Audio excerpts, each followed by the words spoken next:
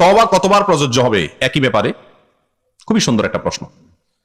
একই গুনাহ একবার করে আল্লাহর কাছে মাপ চাইলাম, ফিরে আসলাম, আবার করলাম, এভাবে কতবার চলতে পারে? সর্বোচ্চ কতবার হলে আল্লাহ মাফ করবেন, এরপরে আর মাফ করবেন না?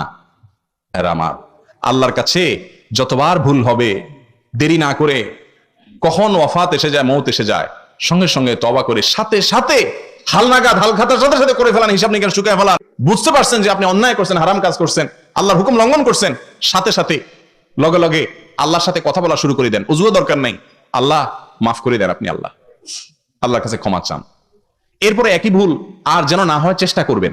তবে হ্যাঁ, তওবার রাস্তা আছে, বারবার তওবা করণ যায়, এটা যখন শুনছেন তো এখন আর তো চিন্তা নেই।